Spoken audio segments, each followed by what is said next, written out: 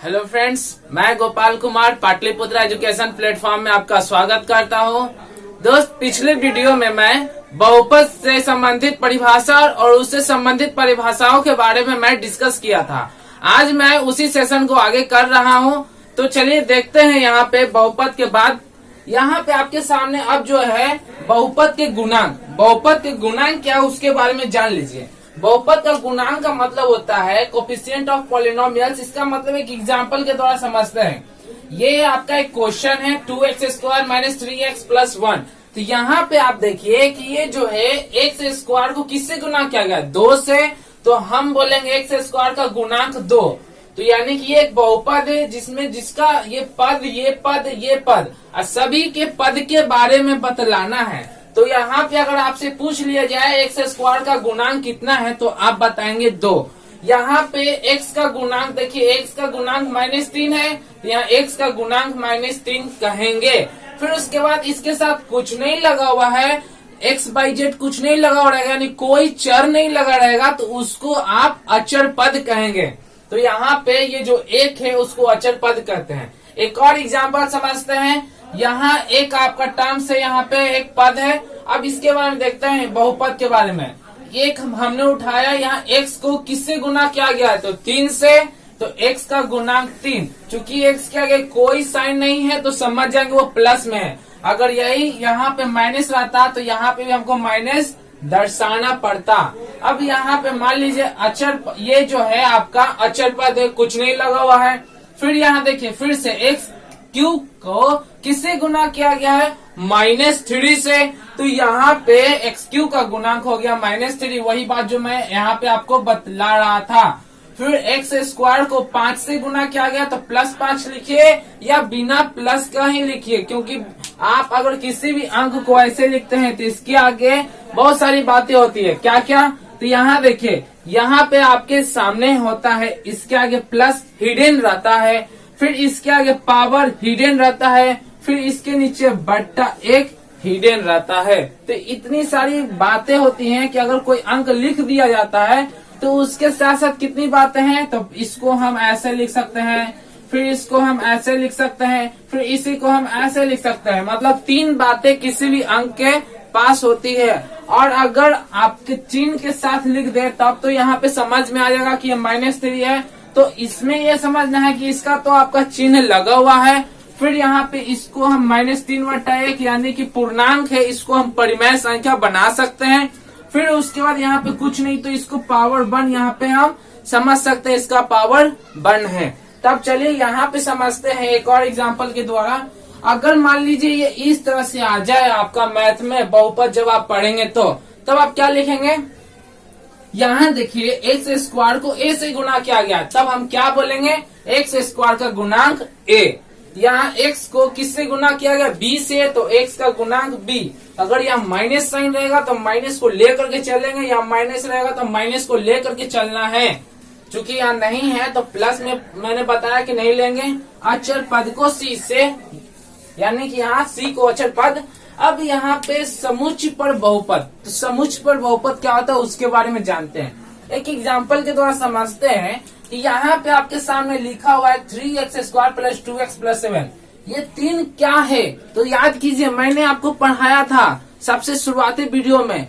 ये 3 है आपका प्राकृत संख्या, 3 को हम बोलते हैं पूर्ण संख्या, 3 को हम बोलते हैं धनात्मक पूर्णांक, 3 को हम बोलते हैं परिमेय संख्या, 3 को हम बोलेंगे वास्तविक संख्या। यानी एक अंक का बहुत सारे हैं। तो डिस्क्रिप्शन में प्लेलिस्ट डाला हुआ है, आप वहां से उसको जाकर के देख लीजिए। बेसिक बातें जाननी जरूरी है, पहले मैं सब बता चुका हूँ। तो यहाँ पे देखिए 3, 2, 7 ये क्या है?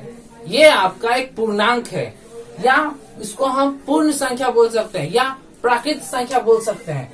यानी कि ये जो बहुपद है किस पे आधारित है? तो ये बहुपद पूर्णांक पर आधारित है, या हम प्राकृत संख्या पर आधारित है बोल सकते हैं, या पूर्ण संख्या पर आधारित है बोल सकते हैं। फिर यहाँ पे 2/3 लगा हुआ है, 4/5 लगा हुआ है, 3 लगा हुआ है, इसके नीचे बट्टा 1 यहाँ पे मैंने बताया था वही चीज यहाँ पे बना सकते हैं। 4 लगा, इसके नीचे बट्टा 1 छिपा हुआ है। यानी कि ये क्या है, एक शुरुआत वाला अंक पकड़िए। देखिए यहाँ पे दो परिमेय संख्या यानी कि इसको हम क्या बोलेंगे, ये जो बहुपद है परिमेय संख्या पर बहुपद है। ओके, अब यहाँ पे देखिए इसमें परिमेय संख्या, फिर अपरिमेय संख्या, फिर अपरिमेय संख्या, यानी परिमेय और अपरिमेय के सम्मिलित संग्रह को हम क्या कहते हैं, वास्तविक संख्या। इसकी परिभाषा होती है, ये परिमेय और अपरिमेय ये पूरा का पूरा एक जब मिक्सिंग रहेगा तो इसको हम बात कहेंगे वास्तविक संख्या पर ये बहुपद है। यहाँ पे तो आपने समझ लिया। अब आते हैं बहुपद का मानक रूप क्या होता है, यानी स्टैंडर्ड फॉर्म ऑफ पॉलिनोमियल्स। इसके बारे में जानते हैं क्या होता है। तो जिस भी बीजीय व्यंजक के प्रत्येक पद के चर के पावर को आरोही या अवरोही क्रम में अगर लिख देते हैं तो वो मेरा कहलाता है स्टैंडर्ड फॉर्म्स ऑफ पॉलिनोमियल्स, यानी बहुपद का मानक रूप। मानक रूप कहने का मतलब है, ये देखिए यहाँ पद का चर का पावर, देखिए पद का चर का पावर। चर कौन, ABCD में जो लिखा हुआ रहेगा उसको हम चर, और जो अंकों में लिखा रहेगा उसको अचर यानी कांस्टेंट कहते हैं। यानी x का पावर 4, x का पावर 3, x का पावर 1, यहाँ पे कुछ नहीं है तो समझेंगे यहाँ x का पावर 0। अब मैंने बताया था जिसका पावर 0 इसका वैल्यू 1, तो यहाँ पे आपका नहीं लिखा रहेगा, लेकिन फिर भी सोचना है और समझना है आपको कि यहाँ पे x का पावर 0, चूंकि सब चर जो है x में है तो यहाँ पे x का पावर 0 हिडन है। अब यहाँ पे समझना, इसी चीज को हम उल्टा भी लिख सकते हैं, x का पावर 0, x 1, 3, 4, मतलब हम घटते क्रम या बढ़ते क्रम में भी इसको लिख सकते हैं। जैसे मान लीजिए आपसे पूछ लिया जाएगा एक क्वेश्चन यहाँ पे क्या, कि सपोज दैट एक एग्जांपल मैं आपके सामने पेश करता हूँ। जैसे कि एग्जांपल है 4x3, 3x6, 5x5 minus 4x 2x4 plus x plus 4 3। चलिए यहाँ पे लिख देता हूँ।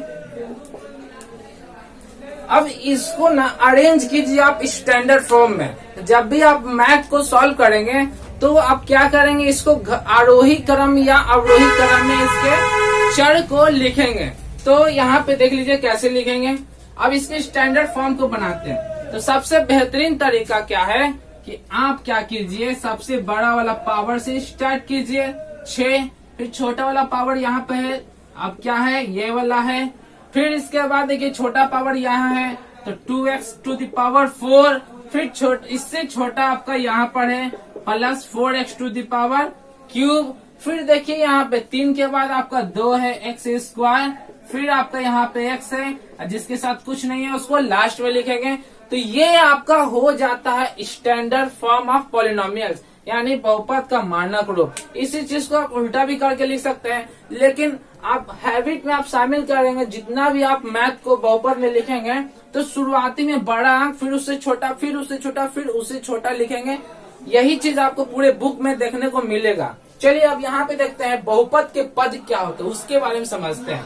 तो बहुपद के पद आप शुरू से परिचित हैं, फिर भी एक बार इसको हम देख लेते हैं। ये आपका एक ये और ये और ये, यहाँ देखिए प्लस और माइनस क्या कर रहा है, सेपरेट कर रहा है प्रत्येक पद को।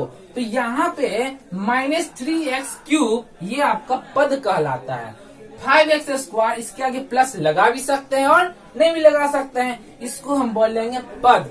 -8x को बोलते हैं पद, 3 को बोलते हैं पद। ओके, अब आते हैं बहुपद का वर्गीकरण, यानी क्लासिफिकेशन ऑफ पॉलिनोमियल्स। तो क्लासिफिकेशन क्या होता है वो चीज जान लीजिए। अब देखिए बहुत सारे इसका है, एक पदी बहुपद, द्विपदी बहुपद, त्रिपदी बहुपद, चतुर्थ पदी बहुपद, पंचम पदी बहुपद, षष्ठी पदी बहुपद, यानी जितना आप लगाते जाइए उतना आपका बहुपद पद के अनुसार उसका नामकरण होता है। तो देखिए यहाँ पे एक पदी क्यों कहेंगे, पहले परिभाषा के बारे में जान लेते हैं। एक पदी को कहते हैं मोनोमियल। अब यहाँ जिस बहुपद में केवल एक पद हो उसे एक पदी बहुपद कहते हैं। जैसे एग्जाम्पल के रूप में आप देखिए यहाँ पे लिखा हुआ है 5x⁴। इसका मतलब इसमें केवल एक पद है, इसीलिए इसको कहते हैं एक पदी बहुपद। यहाँ देखिए 4x, इसमें केवल एक पद है, इसलिए इसको कहेंगे एक पदी बहुपद। यहाँ आपका लिखा हुआ है 2, इसमें केवल एक पद है, इसको कहेंगे एक पदी बहुपद। 7/q, फिर 2/3 by square minus 4x into 5/। अब इस पे गौर करना है कि आपको इसमें 2 पद लिखे हैं और बात करते हैं एक पद की। तो देख लीजिए यहाँ पे ये एक पद क्यों है, कैसे समझ लीजिए। तो जितने भी अंक है अगर वो गुना से कनेक्टेड करके लिखे हुए रहेंगे तो उसको हम एक पद में काउंट करेंगे। ये 2 पद नहीं होता है। 5 चौके 20 और x को 22 से गुना करेंगे तो ये आ जाता है। तो ये इसका फॉर्मेशन जो है ना इस तरीके से आपका बनता है। तो ये आपका द्विपद नहीं है, ठीक है। जब प्लस और माइनस रहेगा 2 पदों के बीच में या 3 पदों के बीच में या पदों के बीच में, तब उसके अनुसार उसको सेपरेट करके उसका नामकरण करेंगे पद के अनुसार। फिर एक और एग्जांपल देख लीजिए। मान लीजिए सपोज दैट यहाँ पे लिखा हुआ है 2a गुना 4b गुना 3c गुना माइनस 5d। तो आप क्या कहोगे, कितना पद है? तो ये एक पद है पूरा का पूरा। अगर यहाँ पे प्लस करके अगर लिखा हुआ है कुछ जैसे x, तब हम इसको कहेंगे 2 पद। जब इस पूरे को कैलकुलेट करेंगे तो फाइनल रिजल्ट आपका आता है 4 दूनी 8, 8 या 24, 24 का पहाड़ा 5 बार पढ़ लीजिए। 5 चौके 20, 5 दूनी 10, 120। तो ये आता है 120। ABCD माइनस लगा दीजिए, ABCD प्लस 5x। देखिए ये पूरा का पूरा एक पद और ये आपका क्या हो गया, 2 पद। यानी कि इस तरह के हम टर्म्स को बोलते हैं, इस तरह के बहुपद को द्विपदी बहुपद। अब यहाँ पे आगे देखते हैं इसका परिभाषा। हम द्विपदी का इसी प्रकार हम अपने मन से इसको बोल सकते हैं कि जिस बहुपद में केवल 2 पद हो उसे द्विपदी बहुपद कहते हैं, बाइनोमियल। अब त्रिपदी का भी परिभाषा अपने मन से बना करके आपको लिखना है कॉपी में नोट्स बना करके कि जिस बहुपद में केवल 3 पद हो उसे त्रिपदी बहुपद कहते हैं। इसी तरह और अपने मन से आप बोलिएगा कि जिस बहुपद में केवल 4 पद हो उसे 4 पदी बहुपद कहते हैं या चतुर्थ पदी बहुपद कहते हैं, पंचम पद। इसी तरह परिभाषा बना सकते हैं, बिल्कुल आसान है। द्विपदी में क्या होगा, 2 पद रहेगा। द्विपदी में देखिए यहाँ पे ये एक पद और ये एक पद, 2 पद है। यहाँ पे आपका क्या है, एक पद और ये 2 पद है। ये एक पद अलग, ये एक पद अलग। जब हम इसको छांट करके लिखेंगे तो इस तरह से लिखाएगा। तो ये 2 पद हो गया। यहाँ पे देखिए अगर इस तरह से भी रहेगा तब पर भी उसको 2 पद बोलेंगे। या suppose that x² plus by power 2 रहे या 3 रहे, यहाँ पे घातांक से कोई मतलब नहीं, बस पद के अनुसार देखना है, पावर कुछ भी हो। तो इस तरह से ये कहलाता द्विपदी, ये कहलाएगा आपका द्विपदी। त्रिपदी में भी वही एग्जांपल है। यहाँ पे देख लीजिए 6x² प्लस 5x प्लस 1। इसमें कितने पद हैं, 6x² अलग है, 5x अलग है और 1 अलग है। इस तरह से ये 3 पद हैं। फिर उसके बाद इसमें भी -3/q प्लस y² प्लस 5। ये आपका कितने पद, इसमें 3 पद हैं।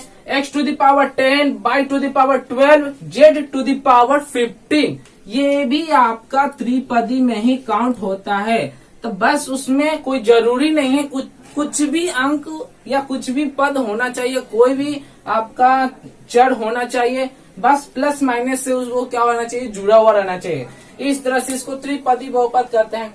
शून्य बहुपद क्या होता है इसके बारे में जान लेते हैं। शून्य बहुपद कहने का मतलब है 0 पॉलिनोमियल्स। अब इसका परिभाषा जान लेते हैं। जिस बहुपद के सभी गुणांक शून्य होते हो, कहने का मतलब क्या है कि यहाँ देखिए ये पूरा का पूरा एक बहुपद है जिसमें सभी का गुणांक, जैसे x² का गुणांक कितना है, 0 है। सभी क्या लिखा हुआ है यहाँ पे, सभी गुणांक, जिस बहुपद के सभी गुणांक शून्य होते हैं, ठीक है। यहाँ पे एक चीज ऐड कर दीजिए, सभी पद के गुणांक शून्य होते हैं, ज्यादा बेहतरीन लगेगा। तो सभी पद के गुणांक शून्य हो उसको शून्य बहुपद कहेंगे। अब जब इसको सॉल्व कीजिएगा आप तो ये आपका फाइनल में रिजल्ट क्या आता है वो देख लीजिए। यहाँ पे फाइनल में आपका रिजल्ट ये आएगा, देखिए जैसे 0 into x², 0 into x plus 0। जब हम इसको सॉल्व करेंगे तो 0 को किसी भी अंक से हम क्या करते हैं, गुना करेंगे तो क्या आएगा, 0। तो ये आ गया 0। इसको इससे गुना करेंगे 0, इसको इससे गुना करेंगे 0, यानी कि आंसर में क्या आएगा आपका 0, 0, सब 0 हो जाएगा। तो इस तरह से इसको हम कहेंगे शून्य बहुपद। अब यहाँ पे शून्य बहुपद का एक और बात जान लीजिए कि जिन शून्य बहुपद का कोई घात नहीं होता है, अर्थात शून्य बहुपद का घात जो होता है अपरिभाषित होता है। तो यहाँ पे देखिए किसी जब इसको सॉल्व किए तो कुछ नहीं आया, इसका कोई घात नहीं है। ओके, अब आगे देखते हैं अचर बहुपद। अचर बहुपद यानी कांस्टेंट पॉलिनोमियल। तो सिंपल सी बात जान लीजिए, अगर मान लीजिए ये लिख लिया तो ये इसमें कुछ नहीं लगा हुआ है, सिर्फ अचर का मतलब क्या होता है, जो न्यूमेरिकल वैल्यू उसको अचर कहते हैं। अब अगर इसके बहुपद में हम इसको शामिल करेंगे तो इस बहुपद के अगर घर में जाए तो बहुपद के घर में यानी बहुपद के अंदर इसको अचर बहुपद कहेंगे। तो जिस बहुपद में केवल एक पद तथा वह एक वास्तविक संख्या हो उसे अचर बहुपद कहते हैं। यहाँ देखिए 2 है, तो 2 को हम इस तरह से भी लिख सकते हैं 2x टू द पावर 0, जिसका पावर 0 उसका वैल्यू 1, यानी कि x का पावर 0 का वैल्यू 1। इसको सॉल्व कीजिएगा तो यह आ जाएगा, यानी इसको हम ये लिख सकते हैं और जब इसको फाइनल कैलकुलेशन करेंगे तो ये आपका ये आ जाता है। बात वही है, तो हम डायरेक्ट ऐसे लिखेंगे, इसको क्या कहेंगे, इसको कहेंगे अचर बहुपद। क्या कहेंगे, अचर बहुपद। ये देखिए -5 है, ये क्या है, अचर है। ये √3 अपरिमेय संख्या है, ये भी आपका क्या वास्तविक संख्या में ही आता है, ये भी क्या है, अचर बहुपद है। तो इस तरह से आपका बहुपद के बारे में जान लिए। तो आइए अब देखते हैं यहाँ पे बहुपद के प्रकार। बहुपद के प्रकार कितने हैं, आपने अभी बहुपद का वर्गीकरण देखा, प्रकार देखते हैं यानी कि टाइप्स ऑफ पॉलिनोमियल्स। तो एक घाती, द्विघाती, त्रिघाती, चतुर्थघाती, पंचम घाती, षष्ठी घाती, इसी तरह से जितना उसका पावर रहेगा उसके अनुसार उसका नामकरण कर देना है। यानी कि जिस बहुपद का घात केवल एक हो उसे एक घाती बहुपद या इसी का दूसरा नाम है रैखिक बहुपद यानी लीनियर पॉलिनोमियल्स। जैसे यहाँ पे देखिए इसके चर का घात कितना है, 1 है, इसीलिए इसका नाम हो गया एक घाती बहुपद। यहाँ देखिए 2 चर आ गया, इस चर में भी पावर 1, इस चर में भी पावर 1, इसीलिए इसका नाम क्या करेंगे, इसको बोलेंगे एक घाती बहुपद। चाहे कितना भी चर हो, 1 2 3 4 5 कितनों चर आ जाए, बस चर का पावर 1 होना चाहिए। यहाँ इसका पावर 1, कुछ नहीं लिखा हुआ तो 1, कुछ नहीं लिखा हुआ पावर 1, तो यानी किसको बोलेंगे एक घाती बहुपद। एक घाती बहुपद, एक घाती, और ये x है तो ये भी एक घाती, 2x है तो ये भी एक घाती। तो एक घाती बहुपद के लिए ये कोई जरूरी नहीं है कि उसमें केवल एक ही पद हो, उसमें कई सारे पद हो सकते हैं, 1 से अधिक, 2 3 4 5 जितने भी पद हो, बस खाली क्या देखना है,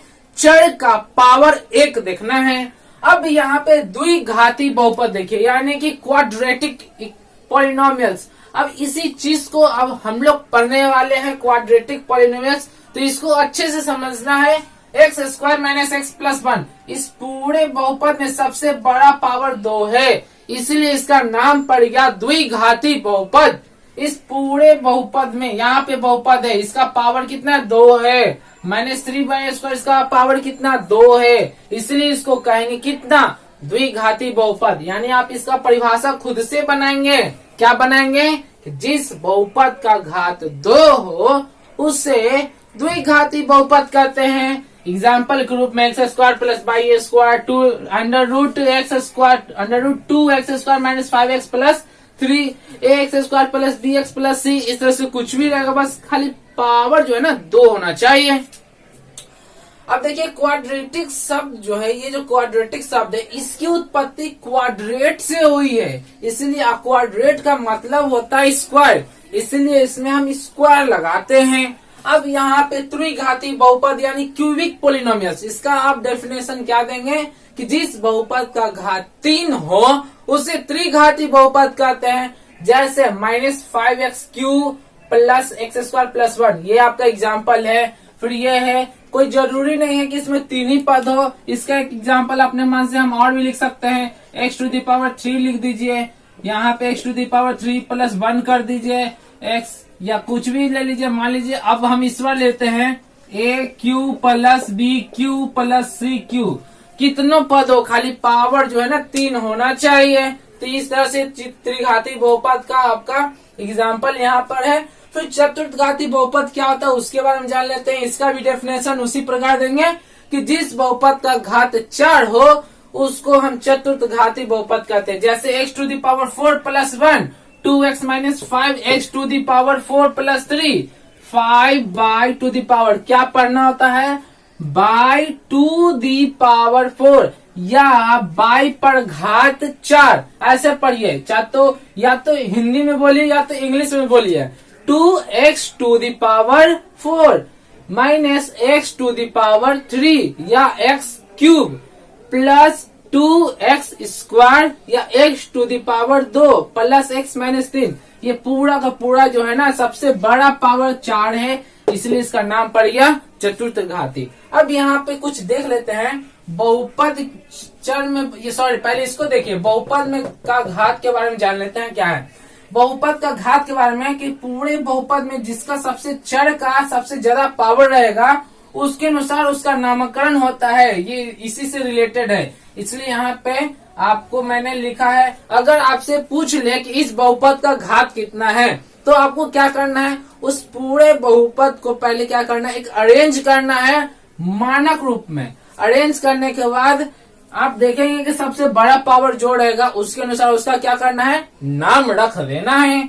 जैसे इस पूरे पावर में चर का घात देखिए सबसे बड़ा 3 है, इसीलिए इस बहुपद का नाम पड़ गया त्रिघात बहुपद। और आपसे पूछेगा कि इसका घात कितना है तो 2। अगर कुछ नहीं लिखा हुआ है तो उस बहुपद का घात कितना है, 1। इस बहुपद का घात कितना है, देखिए यहाँ पे 1, इसका भी 1, इसका नाम हो गया बहुपद का घात 1। अगर इस तरह से सबसे बड़ा पावर यहाँ पे 25 है तो बहुपद का घात हमसे पूछ रहा है तो इसको बोलेंगे हम क्या, बहुपद का घात के बारे में बोलेंगे 25। अब देखिए एग्जाम में क्या होता है ना, कभी कभी आपसे पूछ लिया जाएगा, वो एग्जाम्पल पहले मैं इसको बता देता हूँ, इसको उसके बाद बताता हूँ। चर में बहुपद क्या होता है वो देख लीजिए। देखिए इसमें क्या है, एक बहुपद है जिसमें x सिर्फ x ही हो, तो इसीलिए इसको बोलेंगे एक चर में बहुपद, और वो भी किस में, एक चर में बहुपद x में बहुपद। चर वो कौन सा, एक चर x में बहुपद। यहाँ पे अगर आप चाहें तो यहाँ पे लिख सकते हैं x में बहुपद। इसमें देखिए 2 चर में बहुपद है, x एक चर है, बाई एक चर है, उसको बोलेंगे 2 चर में बहुपद। देखिए 2 चर में बहुपद है, इसमें देखिए 1 चर, 2 चर, 3 चर, तो इसमें कितना चर है, इसमें 3 चर है, तो इसीलिए इसको लिखेंगे 3 चर में बहुपद। 1 2 3, पावर से मतलब नहीं है, चर से मतलब है। तो कभी पूछेगा कि ये कितने चर में बहुपद है तो आप क्या बताएंगे, उसमें चर को देख लेंगे, उसके बाद उसका जवाब देंगे। अब कभी कभी क्या होता है यहाँ पे कि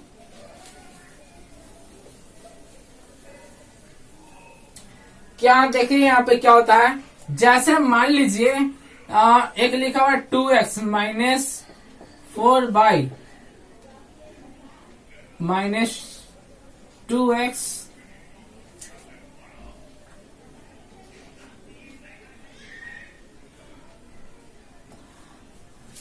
अब यहाँ पे एक चीज देखना है आपको, क्या ये माइनस और ये माइनस और ये प्लस, तो देखिए 2 और 2 को जोड़े तो कितना आ गया, -4x, और ये +4x यहीं पर आ गया।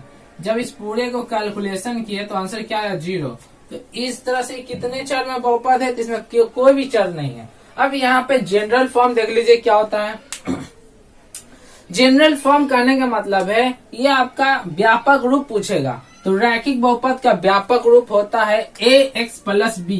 ये याद रखना जरूरी है, एग्जाम में इससे एक क्वेश्चन आपका जरूर रहेगा ऑब्जेक्टिव में। तो यहाँ पे ax + b क्या है, रैखिक बहुपद। द्विघात बहुपद का अगर जनरल फॉर्म पूछेगा, स्टैंडर्ड ये व्यापक रूप, तो ax² + bx + c, जहाँ a का मान क्या होना चाहिए, 0 के बराबर नहीं होना चाहिए। अगर 0 के बराबर हो जाएगा तो ये दोनों को गुना करेंगे तो 0 हो जाएगा, मेरे पास क्या बचेगा, ओनली b। तो b तो बहुपद बनेगा नहीं, तो रैखिक बहुपद का ये आपका जनरल फॉर्म होता है। उसी तरह त्रिघात बहुपद का अगर जनरल फॉर्म के बारे में बात बोलेगा तो x3 x² x d, और लगा देना a b c d। अगर चतुर्थ घाती बहुपद के बारे में आपसे पूछ लिया जाए तो ax⁴ bx³ cx² dx + e।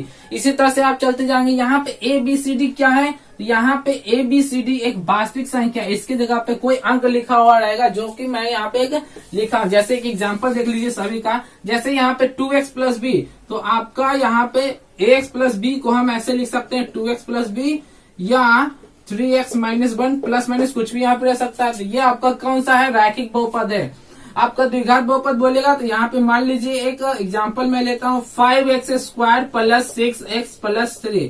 तो यहाँ पे देखिए ये जो है ये रूप है, ये इसके रूप का है, अगर देख करके इसको बोलेंगे, लेकिन इसका जनरल फॉर्म बोलेगा तो यही जानेंगे। x² के बगल में a, x के बगल में b और कुछ नहीं है तो उसको c, a b c। फिर त्रिघात बहुपद इसी तरह दे सकते हैं, यानी कि a b c d e क्या है, तो ये आपका a, ये आपका b, ये आपका c, ये क्या हो गया आपका, ये आपका कहलाता है वास्तविक संख्या यानी अचर पद है यहाँ पे। ठीक है, अब एक छोटा सा एग्जाम्पल और जान लीजिए क्या होता है। छोटा सा एग्जाम्पल, एक क्वेश्चन आपसे पूछ लिया जाएगा कि 100 घात वाला एक पदी बहुपद लिखें। ये 9th क्लास में पढ़ना होता है 100 घात वाले एक पदी बहुपद। तो एक एग्जाम्पल समझना है, 100 घात तो अपने मन से लिखिए और एक पद होना चाहिए, तो एक पद ले लिए जिसका पावर 100 कर दिए। अगर इसी क्वेश्चन से आपसे पूछ लिया जाए कि 2 घात वाला 3 पद लिखें, ध्यान देना, घात 2 पद 3, यानी 2 घात वाला 3 पद, x² y² z², कुछ भी सिर्फ उसका पावर क्या होना चाहिए, उसका 2 होना चाहिए। या इसको हम ऐसे भी लिख सकते हैं x² प्लस 2x प्लस 1। कोई जरूरी नहीं है कि सभी में हम पावर 2 दे, सिर्फ हमसे 2 घात वाला पूछा है तो एक ठो भी 2 आप डाल देंगे तो काम चल जाएगा। तो इस तरह से आपसे जितना भी क्वेश्चन अगर पूछ लिया जाए तो आपका क्वेश्चन एग्जामिनेशन हॉल में छूटना नहीं चाहिए। तब आपका ये बेसिक पार्ट यहाँ पे कंप्लीट होता है, यानी कि 2 पार्ट में आपका बेसिक कंप्लीट हुआ बहुपद से संबंधित। तो अगर आपने वो वीडियो नहीं देखा इसके पहले वाला तो डिस्क्रिप्शन में डाला हुआ है, प्लेलिस्ट भी है और यहाँ आई बटन में भी प्लेलिस्ट है, वहां से भी देख सकते हैं। सारे वीडियो को देख करके अच्छे से नोट्स तैयार कर लीजिए। फिर मैं अगले वीडियो में इसी से बहुपद का चैप्टर लेकर के आऊंगा, जो कि एनसीईआरटी बुक आपका जो है क्लास 10 का, उससे मैं सॉल्व करूंगा। फिर जो एक्स्ट्रा क्वेश्चन रहेंगे उसको भी मैं बताऊंगा। और एक चीज और बात यह है कि अभी तक बहुत सारे जो है लॉकडाउन में कोचिंग वगैरह तो बंद हो गए हैं, तो पढ़ाई तो सभी की बाधित हो चुकी है। अब नोट्स बुक वगैरह आए कहाँ से, तो आपको चिंता करने की जरूरत नहीं है कि आप मेरे व्हाट्सएप नंबर पे, जो कि व्हाट्सएप नंबर है 7488686324, इस नंबर पे आप मुझे व्हाट्सएप कर सकते हैं।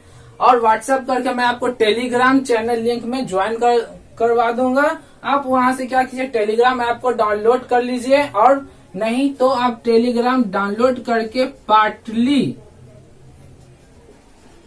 पुत्रा एजुकेशन आप खोजिए टेलीग्राम में, या नीचे डिस्क्रिप्शन में भी बहुत सारा ये पाटलिपुत्रा एजुकेशन का टेलीग्राम का आपका लिंक डाला हुआ है, वहां से जाकर के आप उसको जल्दी से उसको ज्वाइन कीजिए। वहां पे आपको बहुत सारे आपको नोट्स वगैरह उपलब्ध कराए जाएंगे, प्रीवियस ईयर के क्वेश्चन उपलब्ध कराए जाएंगे।